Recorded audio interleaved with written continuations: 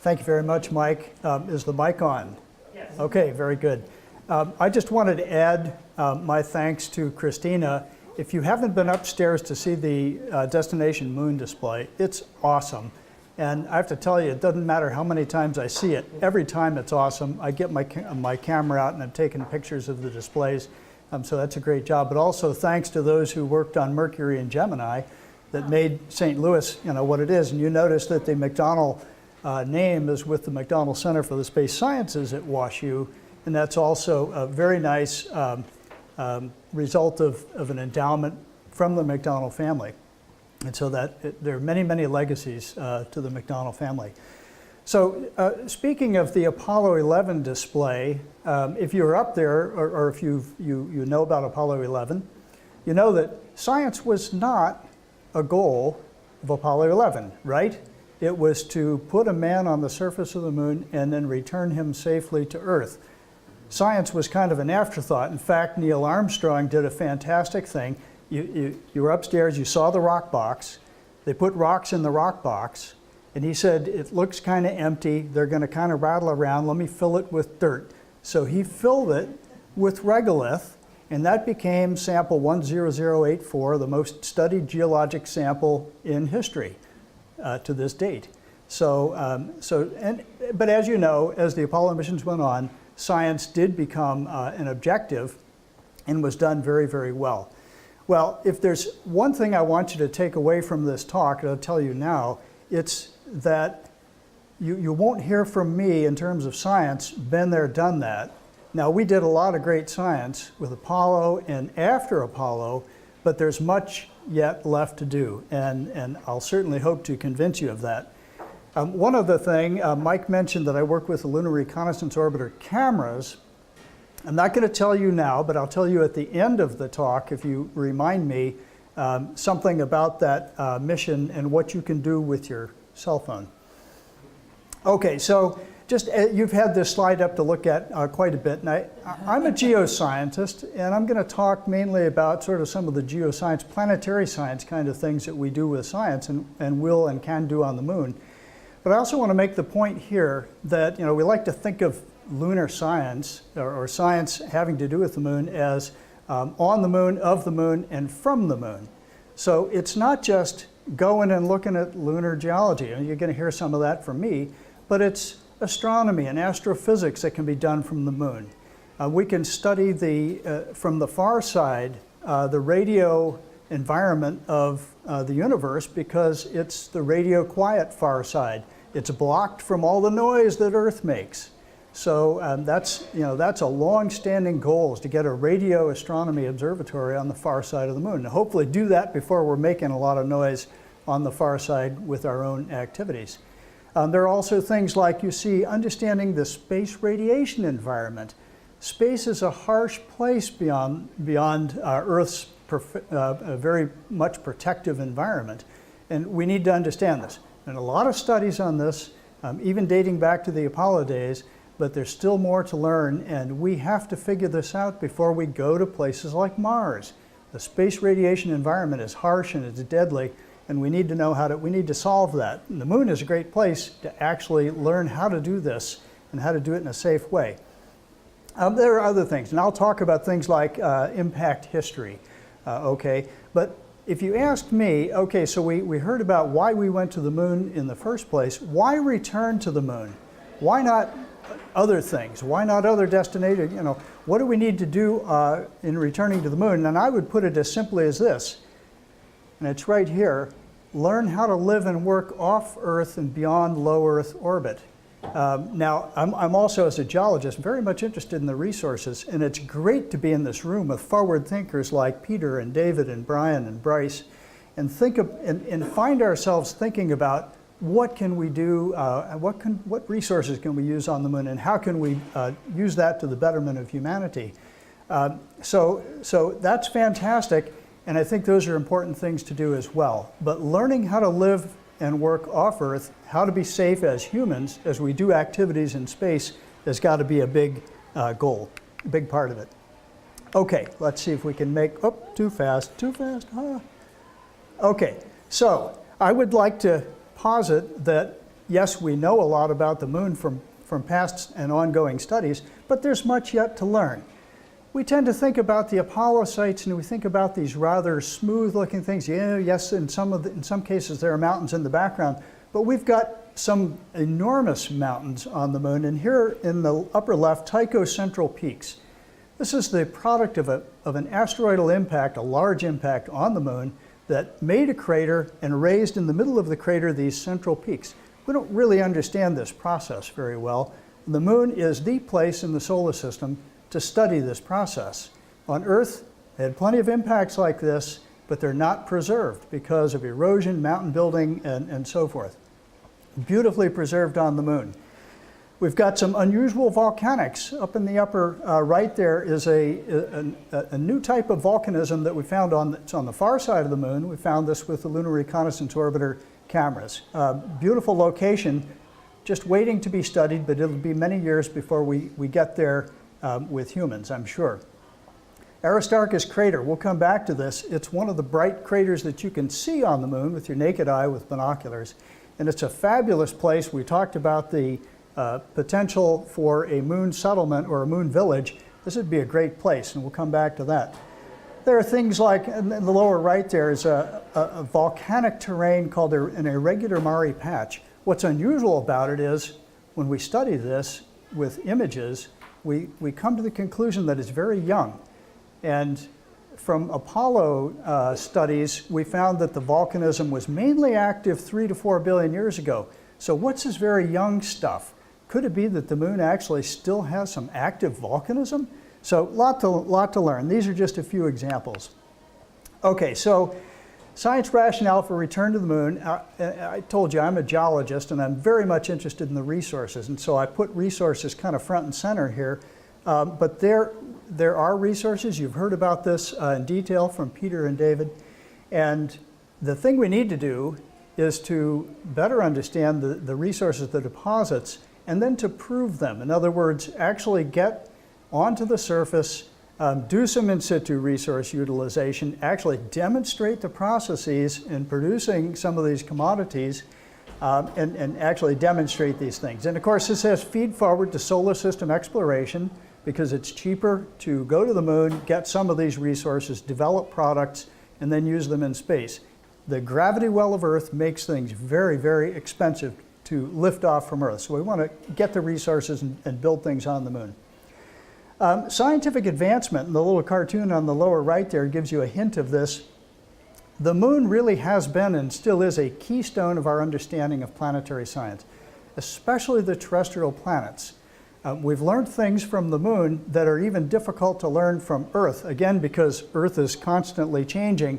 The moon is kind of a nice snapshot of early evolution of the planetary body. So we've learned a lot from it, and we continue to learn this. But I'm going to highlight a couple of things. Polar volatiles, which you heard about, polar ice deposits, the impact cratering process and the cratering record and what that can tell us about the solar system, planetary differentiation and thermal evolution. Well, this is what leads to the volcanism. We'll talk a little bit about that. And again, the processes that have been going on in the volcanic history of the moon are things that are very interesting scientifically. Okay, so we're not just coming up with this out of the blue. There have been many documents, and over the past, say, 15 years, there have been several. I want to highlight a couple of them. You might say, well, you know, how do we do science among the planets and in the solar system?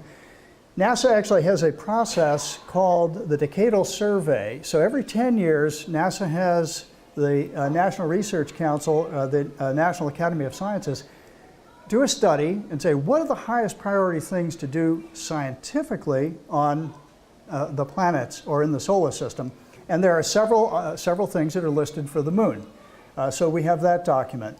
In 2006, we had a beautiful study done by the National Research Council, Scientific Exploration of the Moon, or the scientific context for exploration of the moon, which details eight different topics in great detail, are things that need to be done. So I'll tell you a little bit about some of those.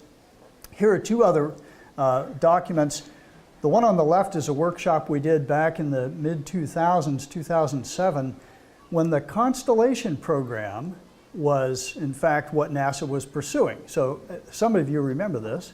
This was to go back to the moon, actually get onto the surface of the moon. It was a very ambitious program, and this was the space policy directive of the day. Of course, the Constellation program was canceled by the Obama administration, so the science that we would have infused into that program kind of gets put forward. But Christine, you'd be pleased to know this, and others of you may have seen this, but actually on August 29th, Jim Bridenstine, this was on the NASA channel, Jim Bridenstine, the NASA administrator, spoke to the current Space Policy Directive 1, which is return to the moon with a sustained presence. And it's really good to see the NASA administrator now is very enthusiastic about this and really put on a good show.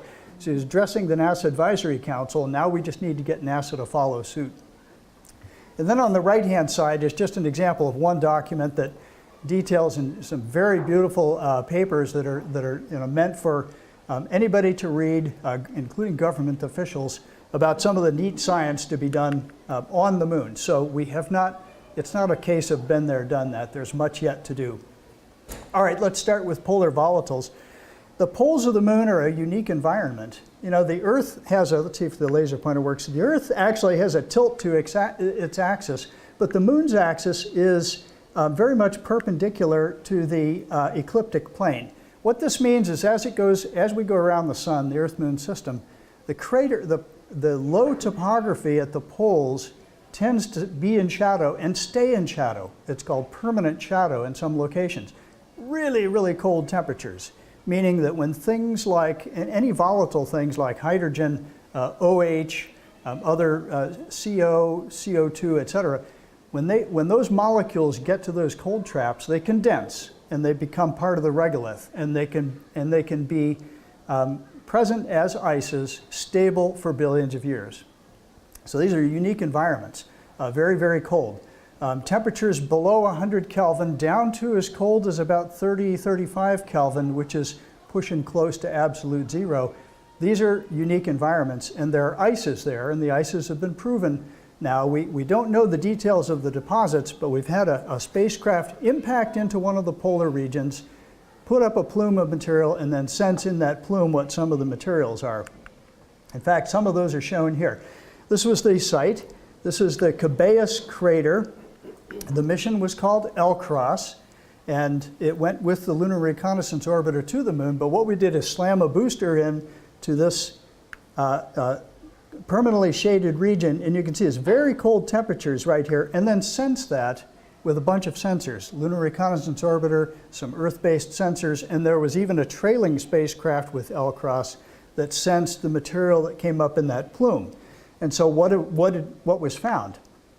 H2O, water ice. So this was kind of proving the deposit. Now, we have an idea where these things are. Remote sensing tells us that in the polar regions, there's Cabeus crater, there are several locations that have high concentrations of hydrogen. So this is where we want to go to get at some of these ices. But there are other things in there: hydrogen sulfide, ammonia, sulfur dioxide, carbohydrates, a couple of different types of carbohydrates, CO2, CO, CH4, and even OH. So there's a lot of material in there, and some other things like mercury. So if we're going to use those ices, we're going to have to clean them up a little bit before we do so. So part of the science is to figure out where these deposits are the best. How is the ice distributed? Is it layered in the regolith? Is it little particulates in the regolith? Are there actually thick deposits? We don't know the answer to any of those questions, so we need to go back to the poles with some kind of perhaps a robotic explorer and do some testing. And so here's actually, just to think a little bit about this, work has been done on something called the Resource Prospector. This is a rover that NASA developed, and it just basically it needs a lift to the moon, and it's just about ready to go.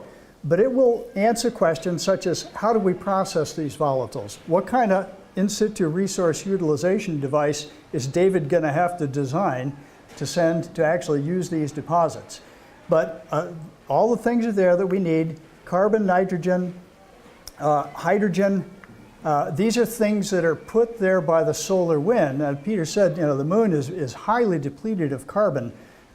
You look at the rocks, you can't find graphite, no carbon, but the solar wind has put it in the regolith for us. And so there it is, about 100 parts per million carbon almost anywhere, and in these ices maybe a little bit concentrated. So carbon, nitrogen, hydrogen, we need those for life support. We need them H2 and O2 for fuel, and possibly some of the other carbon-hydrogen compounds can be used as propellants as well. For life support, we also need phosphorus. Phosphorus is in all of the regolith all over the moon, has the mineral apatite in it, and we can harvest phosphorus from the apatite. Anyway, the resources are there in the regolith, we just need to use them. Perhaps concentrated at the poles. Okay, it's technology. So I can reach over here and do it this way, perhaps. Okay, so proving the polar to volatile deposits. We've got instruments that have been developed to test these out. It's a nice mission for a rover to do. Don't need to send astronauts initially to prove these deposits because we don't yet know really the best place to go, and we need to figure that out. Now let's see. I think David showed us a picture of, and I'll show another picture in a minute that's similar to one he showed, of a location near the South Pole. Crater is called Shackleton Crater, and it's one of these places where the crater, inside the crater, it's in permanent shadow, so it's very, very cold. There are potentially ice deposits there, although the remote sensing shows Shackleton may not be the best place. But this illustrates another reason why this is important. Here's the crater. You see it's dark, it's in shadow, but right up on the rim of it, the high spot is almost always in sunlight because of where it is near the pole. So that's an interesting combination because that means we could use solar power and we don't have to survive through the long lunar night, the 2-week lunar night, where you can't use solar power. So these are interesting locations, and by studying for about 10 years the distribution of sunlight at these locations, we know that these 3 spots right here, actually they're separated by a couple of kilometers, are places where the maximum amount of, the maximum amount of eclipse is about 43 hours, that's all. So, we've got batteries that can get us through that 43-hour time period. But 92 to 94% of the lunar year, these locations are in sunlight. And you can even make this better by getting your solar panel and raising it up on the flagpole, getting it up into the sunlight. So this can be done, and this has been studied quite a bit with the Lunar Reconnaissance Orbiter Camera images, because we've been in orbit now for almost 10 years. So, okay, here's another, we'll change gears and talk about one of the activities listed in the Decadal survey that the National Academy has commissioned, and that is to set up a seismic network on the moon. Now there's a couple things that are active at the surface. One is the solar wind is constantly bombarding the surface of the moon. Cosmic rays constantly hitting the surface of the moon. The moon also undergoes moonquakes. You say, moonquakes? Well, it's not like it's geologically as active as Earth is, but still there are tidal forces that cause moonquakes. There are impacts onto the surface that cause moonquakes, and there are some deep moonquakes that may be related to other thermal characteristics and perhaps stresses that build up over time as the moon continues to cool. Okay, so we had a network, a seismic network, with the Apollo 12 and 14 landing sites, the Apollo 15 landing site and Apollo 16, and that gave us a lot of information about the interior. In fact, if we look at this, here are just some example seismograms. Yes, moonquakes do occur, and they occurred from when these instruments were active. They occurred as a result of meteorite impacts, artificial impacts like Saturn boosters striking the surface, shallow sort of so-called tectonic moonquakes, and then some deep moonquakes, many, many deep moonquakes. And these really do have a lot to do with the tidal forces, the stretching and pulling of Earth and Earth's gravity. So yeah, we have moonquakes, and when you have these, you can learn something about the interior. And so here you see ray paths showing the information that you can gain about the interior. And what we found was that we get almost nothing about the interior of the moon. It's very much attenuating to these kind of moonquake seismic energy bursts. And so we need to know a little bit more about the interior. There's actually very little that we know about this inner part called the mantle. We have learned that the moon has a small core, and we'll look at that in a minute. But no seismic rays pass through the central portion of the moon. And since our little array was only in this one location where the Apollo missions went, we don't have information about the far side. We don't have information about the whole moon. But here is a sort of a current view of what we think we know about the interior. This is based in part on Apollo seismic information and in part on a very nice mission that flew a few years ago called GRAIL, Gravity Recovery and Interior Laboratory. This is based on an Earth orbiting system called GRACE. Some of you may know about measuring gravity of the Earth. Anyway, this gave us information about the interior. So we have here a solid inner core, a molten outer core, and that thing it's still cooling. And as the cooling occurs, of course, the moon undergoes a little bit of shrinkage, and that's part of the tectonic history of it. Then we have this, most of the moon is the mantle. We know a little bit about the upper mantle because we sampled rocks that came from the upper mantle, but we know next to nothing about the lower mantle. So here you see our knowledge of moonquakes is all kind of centered on the near side. We know very little about the far side. So this is a mission that we hope to see go in the next perhaps decade. And what do we need? We need a lander.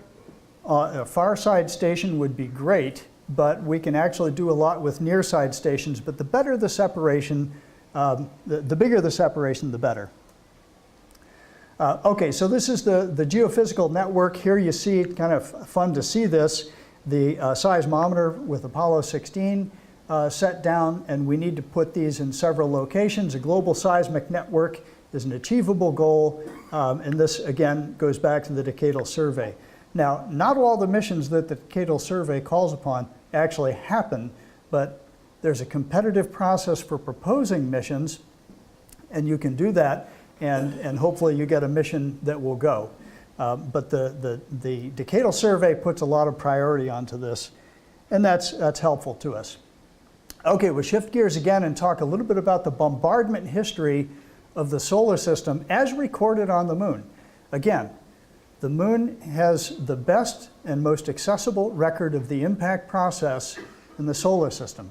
And it's right there for us to go and get. Now you might say, okay, well what do you can see the craters, but we can also determine the age of the craters by collecting rock materials and dating the rocks. We know how to date the rocks using radiometric techniques. So there's a chronology that has been built up, the chronology for the moon that was developed from lunar samples in Apollo exploration. And this is the chronology that is essentially used throughout the solar system. So if we want to determine how old the surface of Mars is, we take the information that we got from the chronology of the moon and apply that to Mars, understanding that the flux of impactors is a little bit different there, its gravity is different, but we can make adjustments for that. So basically what this technique does is two things. You can date rocks and determine actual ages, but you can also look at the density of craters. So a very heavily cratered surface is very old, and one that has very few craters is very young. And we've been able to calibrate that record for the moon. And so here's a representation of that calibration going all the way back to 4.5 billion years ago. All right, well, this is a little more of a scientific chart, but it's showing basically the cumulative density of craters versus the age. And so the higher the density of craters, of course, the older the age. Well, we understand this from Apollo exploration of some of the younger craters that we were able to date, and some of the older volcanic surfaces that we're also able to date. And so this is called sort of the calibration of the chronology. Well, here's the problem. We don't know that part so well, and that's 1 to 3 billion years. 1 to 3 billion years, that part's not so well known. And we don't know the part older than 4 billion years really at all. And so we can actually use this information to say, okay, we need to go and date certain locations on the moon so we can really detail and better understand this chronology. So this is, you might say, well, why do I dwell on this? Why is this so important? The critical time in history of the solar system was during the first 500 to 700 million years. Okay, that's the time that on Earth life was first starting to evolve. That's the time that the continents were really beginning to take the shape that we understand today. It's perhaps the time on Mars, when Mars was habitable. So what's the big deal? Well, we know from the moon that at that time there were enormous impacts occurring. We call it the heavy bombardment. Now, from Apollo studies, we understand the ages of some of those basin-sized craters, and we know that around about 4 billion years ago, there was a lot of them. A lot of them formed, and it sometimes is called the cataclysm. So if this happened on the moon, it certainly happened on Earth because Earth has much more gravity, and so it sucks up these impacts even more than the moon. And we want to understand that. We don't have the record on Earth. That time period is pretty much gone for us to study because of active processes, mountain building, and erosion on Earth, but it's there for us, that record is there for us to read on the moon. So what can we do? One thing we could do is go to the oldest and largest impact basin on the moon and figure out when it formed. And that would give us then sort of the old age bookend to this period of heavy bombardment, and we can start to constrain when it happened. Now, if it happened, if there was this cataclysm, you might say, well, what caused that? Okay, why did asteroids through this narrow interval really rain down on the Earth-Moon system and maybe the inner solar system? We think this happened on Mars and Mercury as well. Can't tell on Venus because Venus, like the Earth, is volcanically resurfaced. So it doesn't have this record. But we see the record on Mars, we see it on the Moon, we see it on Mercury. What happened? Well, there's some phenomenal hypotheses to try to explain this. And they involve things like shifts in the orbits of the giant planets, Jupiter and Saturn, that would have rearranged the order of basically the outer planets, switch Uranus and Neptune in their positions, and cause early formed asteroids to rain down on the inner solar system. It's a phenomenal hypothesis. Well, we can actually test it on the moon. So this is a high priority science experiment. We've been part of proposals in the past here in St. Louis to do this, not selected, but I have a feeling that this is something that's going to get done not by NASA, but by commercial partners. Okay, why, you might say, oh, how do you actually do this? A little sketch on the right-hand side shows that when a big impact occurs, a whole bunch of rock gets melted. And when the melted rock solidifies, it locks in the radioactive elements that we can then analyze to test, uranium and lead age dating and other things. So we can determine the age that this basin formed, and that's something we'd like to do. Huge, huge area of the moon, but it's all on the far side, so we haven't been anywhere close to that with our exploration so far. So, some compelling science questions. What was the heavy bombardment history of the moon? Was there this cataclysm? And if so, what was its duration? How long did it last? And what was its cause? We could constrain that by investigating the moon. Implications for the early Earth and the terrestrial planets. Critical time on Earth. And again, what were the implications for solar system orbital dynamics? Okay, how young is young? Now, I talked about volcanic activity on the moon, mainly between 3 and 4 billion years ago, and perhaps older than that. But there are some locations on the moon where the crater distributions tell us that, hey, this is pretty young, maybe 1 billion years or so, and that's quite young for the moon. Here's an area near Aristarchus crater and the Aristarchus plateau where the basalts are indeed very young. This is an indication from the crater counting where the young basalts are. It's where that big red area is, and that big red area is this.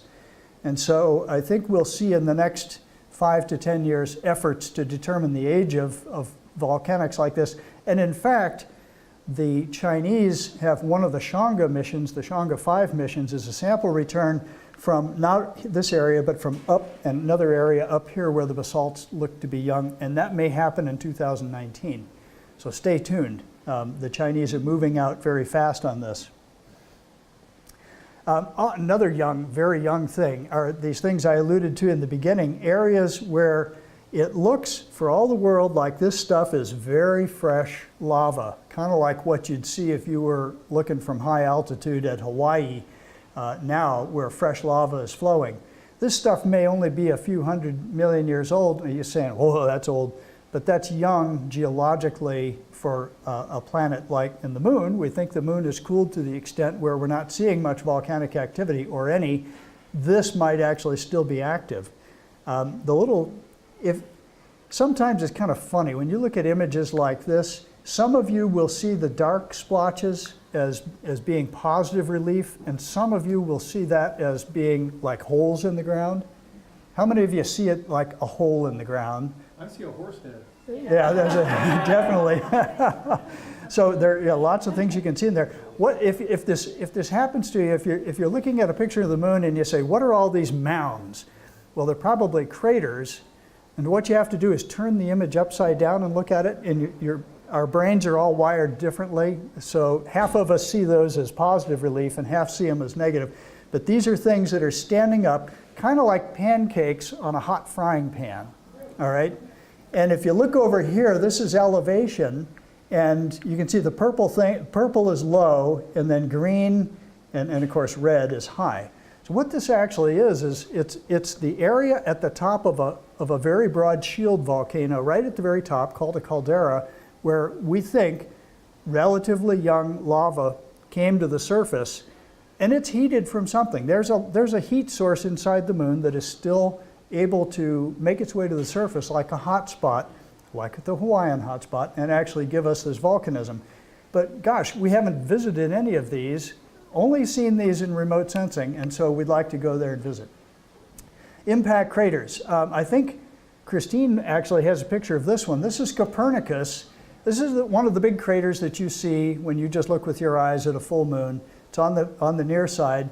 It's one that we actually were able to date with the Apollo 12 mission, because the crater, when it formed, threw out material all around it, and the Apollo 12 mission landed in the middle of one of those so-called crater rays, and actually we collected some material there that turned out to have this exposure age of 800 million years. So we think this crater formed 800 million years ago.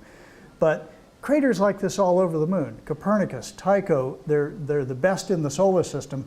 We need some field expeditions to go there and study these. This is an interesting thing. These are called swirls, lunar swirls. How many of you have heard of lunar swirls? Okay, well here you can see this is one of the most prominent ones. It's on the near side. It's called Reiner Gamma, and just to give you the scale, but it's 20 kilometers. So these are very big areas, bright and dark colorations. And when you look at that, you might say, well, what might that be? Might be that there's a local magnetic field there, and the magnetic field is somehow causing a difference in how the solar wind interacts with the surface. Now, this is interesting. The moon doesn't have a magnetic field now, and so it doesn't have that protection from the solar wind. But here are areas where we think there is a local magnetic field. Well, it's been measured from orbit, but we haven't been on the surface in one of these areas yet. And we think that perhaps the solar wind has been deflected in the bright areas, and it's concentrated in the dark areas. Well, this might be an interesting place to go for protection against the solar wind, so that we don't have to build really thick regolith habitats. No, I think we're going to have to do that anyway. So and maybe we can go to a lava tube or a lava channel. Okay, well anyway, a lot of words here, but we can prioritize these planetary science missions, and this is not necessarily numbered in priority order, but they're just kind of numbered so that we can speak to them. Bombardment history of the solar system. Structure and composition of the lunar interior. We don't know all of the details yet. Polar volatiles, much to learn about those deposits before we can actually use them, and so on. A lot of these things have to do with volcanic activity, the internal evolution, the cooling off of the interior of the moon, and what's going on at the surface in terms of the interaction of the sun and the sun's energy and its energetic particles with the regolith. All of these things we can get at these things robotically, but any one of these and all of these can be done very well by astronauts on the surface. And so we really need to get back. Now, let me go back one. Here we go. Earlier this year, in fact, there was a landing site workshop. And this was kind of interesting. This is, here are the authors of the workshop report. And I just want to brag a little bit on Sarah and Ryan, are two of my former graduate students.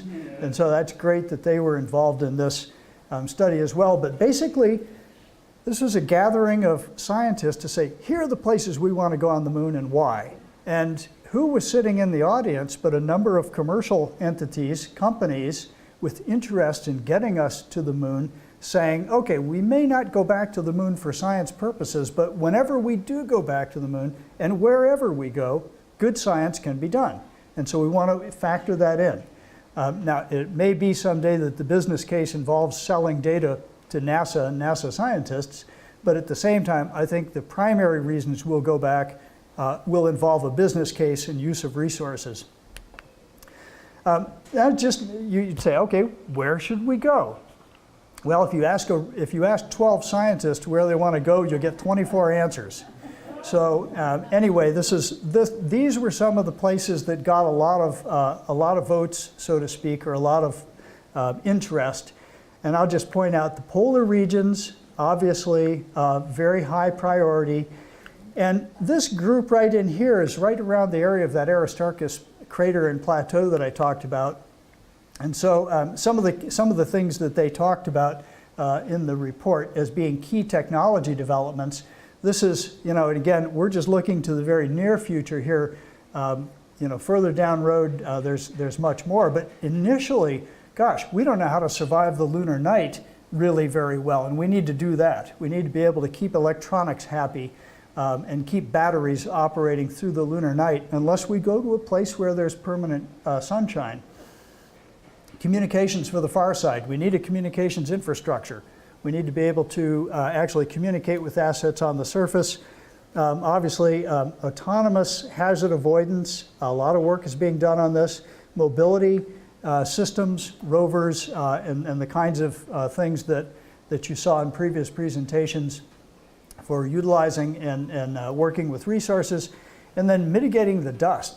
It's a very interesting and dusty environment. If you look at photographs of the astronauts, especially Harrison Schmitt on Apollo 17, Jack Schmitt, who's a geologist, he got into the dirt all the time. He was forever falling down and getting dirty. And if you ask him, they had 3 EVAs, he would say, I'm not sure we could have done a 4th EVA because dust was getting into the spacesuits and into the joints and starting to be a problem. So dust mitigation is actually a concern. But in any case, the conclusions are the moon is scientifically a rich destination. It's a place where we can better understand the origin and evolution of not only the moon, but also the Earth. And it's a place where we really need to go and can go to develop a vibrant lunar commercial sector. Okay, two sites I'll highlight. You saw this picture already, David showed it. This is a potential polar landing site. Now, the only problem with this is this concept was developed before we knew that Shackleton Crater is not necessarily the best place to go for ice. Actually, the Cabeus Crater, where we sent the Alcross mission, is better, and there could be some very good locations there. But you get the idea. You have a station that's maybe several kilometers in size. Several locations along here have near permanent sunlight, so you can get the power, and then you can also get into the shadowed regions here where there's potentially ice. So it's been studied in some detail. The other location that I'm really keen on is the Aristarchus region. And my thought is this is just a great place for a settlement. It's a great place for the moon village. It's a geological wonderland. There's one of the largest volcanic lava channels in the solar system is this thing called Valles Schroederi, and it runs through the Aristarchus plateau. Aristarchus crater itself is phenomenal. It's young. It intersected some very, very interesting materials on the moon. Young basalts out here, so if you want to harvest the hydrogen, helium-3, oxygen, great place to go to get those deposits. And also there are volcanic glasses in here of the same composition, which require even lower melting temperatures to get those resources. Here's a low sun image, meaning the sun was kind of low on the horizon. You can see the topography. It's just a remarkable place. It's a place I'd love to go as a geologist. I'd love to go for many reasons. Here's where it's located. So near side, it's up there in the upper left corner. It's one of the brightest spots on the moon, but not the biggest. So if you're looking with binoculars at a full moon, you'll see that. And one other good thing about this particular site, now, yeah, we'd have to be able to get through the lunar night, very cold, so you need the power resources, the batteries and so forth to do that. But you can see, I don't want to skip that. It's just a different view of it now using a multispectral image showing some of the variability there. Again, just a very, very interesting location. But from there, you can see the Earth all the time. And let's see, I want to see if this goes, yeah. Okay, we can color the Earth too. What you saw there are two views of the Earth from the moon, one using the Lunar Reconnaissance Orbiter Camera's high-resolution narrow-angle camera, and then we've colorized that with the visible light wide-angle camera. It's kind of like what you have on your cell phone, but very beautiful. And so here you can see the Americas.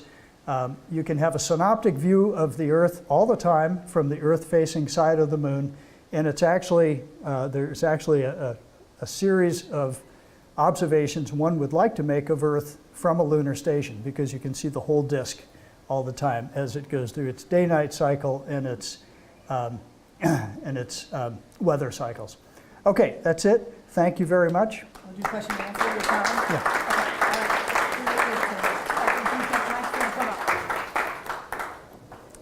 Okay, yes. I'll repeat the question. Yeah, you're going to repeat the question? I'll repeat the question. Okay. Yes. Okay, so she's referring in the question to the heavy gravity areas. We call them mass cons, mass concentrations.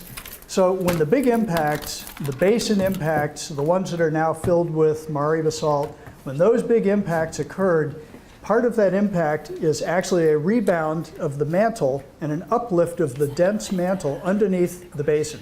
And it's that dense material that gives you the mass concentration. The moon is a lumpy place, and it's actually kind of hard to orbit because of that. You have to use fuel to keep a circular orbit. Okay. Peter. Two questions. Wait. Go ahead. Two questions, Professor. The first one is, you told us you'd give us a trick on the cell phone. The second one is, if we wanted to drop a carbonaceous asteroid on the moon and be able to harvest it, how would we do it and where would we put it? Let me answer the second one first, because it's an interesting issue. You've got to do it kind of gently, because if you don't, the moon's gravity is going to pull it in as it gets close, and it's going to make quite a splat. But I think I would do it somewhere near a polar region so that you could hope to capture some of those materials in the cold traps. I think that'd be the way to go. Okay, the other question had to do with the cell phone. I didn't want to tell you this at the beginning, because then everybody'd be on their cell phone looking this stuff up. If you put in, just Google LROC, L-R-O-C, and you may have to noodle around a minute to find the NASA mission. But as soon as you find the LROC website, click on the Images tab on your cell phone, and you can look at, Michelle asked earlier about the imaging of the sites where we've been with landers or crash sites on the surface of the moon.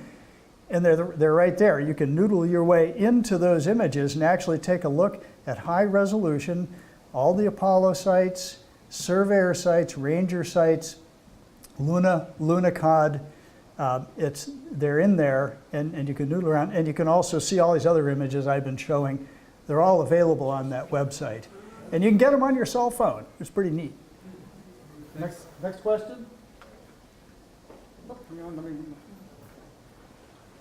Is it the Arizona State University? Or Yes, it's ASU. Okay. So we're talking about moving packages to the moon. What if you had several small packages that could assemble once they got there? Is that easier? Yeah, I think it is easier, but you have to, I mean, let's think about this, think about the size of the spacecraft that you can deliver to the surface. And if you have you have to scale it up, and here's my question for Brian. I wanted to know about what are the constraints on scaling up that spacecraft, but for another time. But if you can scale it up to to whatever size, then you can take modules up to that size fairing. So you have a 5-meter fairing, you can take 5-meter modules and put them together. I mean, obviously you've got to do something like that, but it kind of depends on the size of the rocket. And I think there are plans. The SLS is a big spacecraft. Blue Origin has the New Glenn spacecraft on the drawing board, which is a big rocket. So we'll see. Next question? I have a question. Oh. I have a question because I thought he would actually talk about it. So there's a lot of thoughts now about living in the lava tubes on the moon. I've seen some work where people say like, wow, look, even Philadelphia would fit into one of the lava tubes. Can you tell us anything about the lava tubes on the moon? Yeah, I don't know of any lava tubes big enough to fit Philadelphia. I saw a picture of that on the internet. However, I read it on the internet. However, okay, so it's actually a good question, because the radiation environment is such a concern. You need some way to cut the radiation environment, and one way to do it would be to use one of the sort of a skylight into a lava tube, and there may be some underground aspects of the lava tube. We can only slew the spacecraft and look into them at so much of an angle, and we can see some overhang. But the overhang is actually good, because if you think about cosmic rays are very dangerous, ionizing radiation that just, we need protection against that. And so getting into one of these skylights is one idea. And there are missions on the drawing board, and certainly many scientists who want to do this, to actually explore those, get some kind of a camera down in there, see what the extents are, figure out what it would take, tethers or whatever, to get into those locations. So they are a possibility. Oh, got one way in the back there.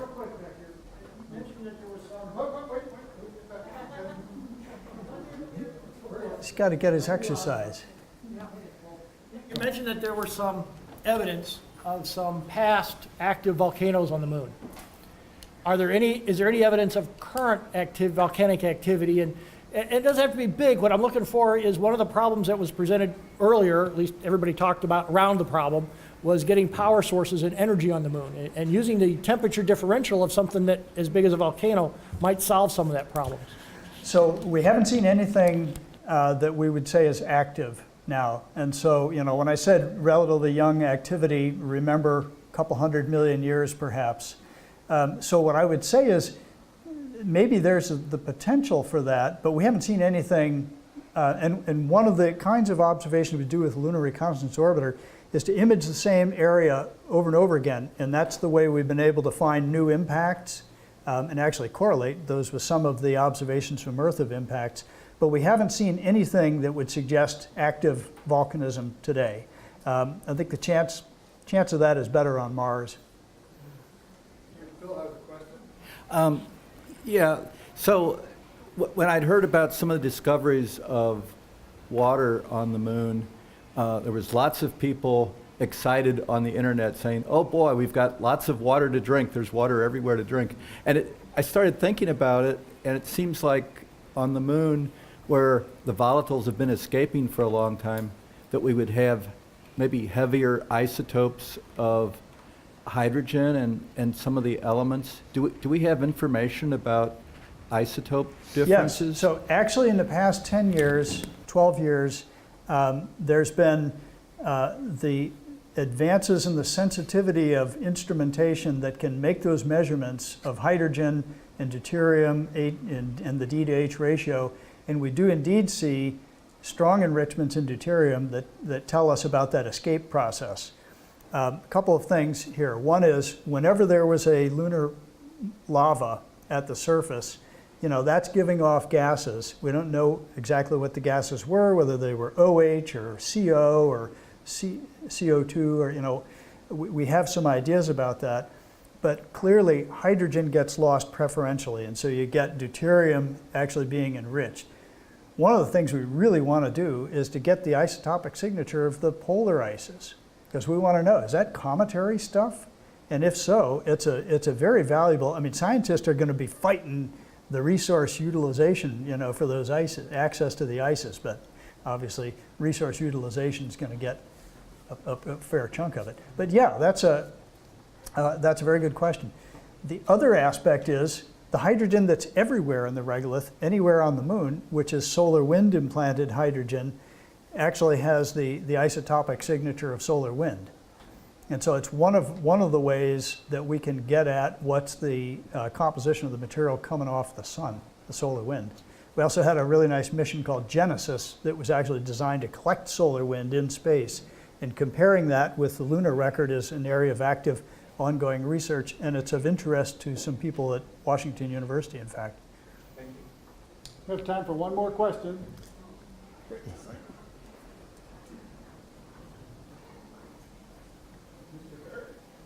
You were talking about Shackleton Crater has the rim that gets a lot of sunshine. How high would the tower have to be to get sunshine all the time? Good question. I don't know the answer, but I would say it's probably on the order of, 100 meters or so, if you're already at one of those peaks of near eternal light.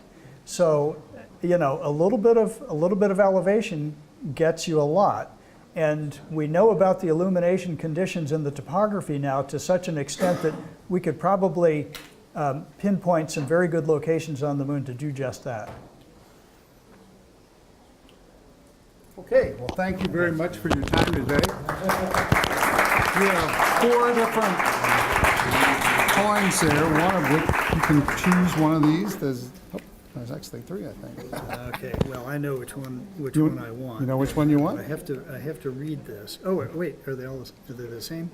Oh, I thought they were different. It looks like they're all Apollo. Wait. No. They are? They are different. Oh, you gotta flip them over, okay. 17 and, this. Which one do you want, This one, 17? 17. Of course, because of Schmidt, right? Yes. Because he's a geologist. Yes. Okay, thank you very much. We really appreciate your thanks. time today. And